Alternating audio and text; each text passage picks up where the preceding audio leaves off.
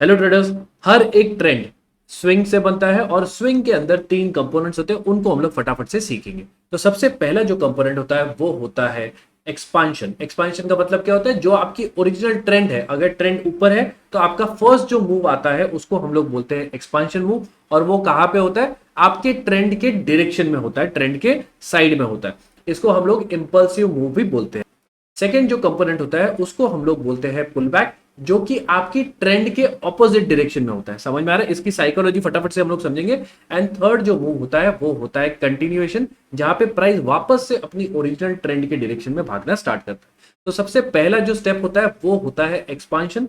यहां पे क्या कर रहे हैं? यहां पे जो एक्टिव बायर्स है या फिर इंपल्सिव बायर्स है वो क्या कर रहे हैं? प्राइस को नीचे के लेवल से बाइंग करते करते ऊपर पुश कर रहे हैं, प्राइस को ऊपर धकेल रहे हैं। तो यहां से ट्रेंड का स्टार्ट हो रहा है कहीं ना कहीं। सेकेंड जो स्टेप है उसको हम लोग बोलते हैं पुल बैक। अब जिन्होंने नीचे के लेवल्स में बाइंग की है वो कहीं ना किसी प्राइस पे तो अपनी प्रॉफिट बुकिंग करेंगे, प्रॉफिट को बुक करेंगे।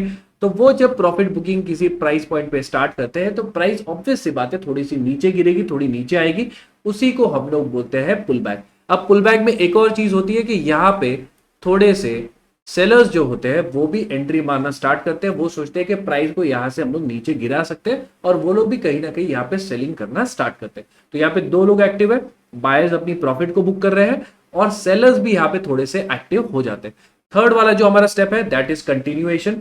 कंटिन्यूएशन में क्या होता है कि प्राइस फिर से अपनी ट्रेंड के डायरेक्शन में भागना स्टार्ट करती है। यहां पे क्या हो रहा है? लोअर लेवल्स पे जब प्राइस पुल बैक कर रही है तब और बायर्स वहां पे एंट्री मार रहे हैं, क्योंकि उन्हें लग रहा है कि वो प्राइस एक फेयर प्राइस है, यहां पे हमें बाइंग करनी चाहिए। और वो प्राइस को और ऊपर पुश करते हैं। यहाँ पे दो चीज हो रही है, एक तो यहाँ पे एक्टिव जो बायर्स है वो एंट्री मार रहे हैं, प्राइस को ऊपर पुश कर रहे हैं। सेकेंड चीज यहाँ पे क्या हो रही है कि जो सेलर्स यहाँ पे सेल करके बैठे थे उन सारे सेलर्स के स्टॉप लॉसेस हिट हो रहे हैं और उसके चक्कर में प्राइस और रैपिडली मूव होती है। हमेशा याद रखो, प्राइस कितना स्पीड में ऊपर जाएगी ये डिपेंड करता है कि कितने ज्यादा सेलर्स ने यहाँ पे पोजीशन सेलिंग की बना के रखी है।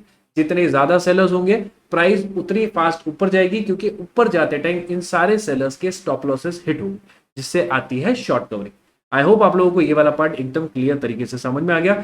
अगर वीडियो पसंद आया वीडियो को लाइक करो, चैनल को फॉलो करो। और अगर आप प्राइस एक्शन सीखना चाहते हो तो YouTube के ऊपर मैंने पूरा का पूरा एक फ्री कोर्स डाला हुआ है, उसको जाके आप स्टेप बाय स्टेप पैटर्न में प्राइस एक्शन को सीख सकते हो फ्रॉम बिगिनर टू एडवांस।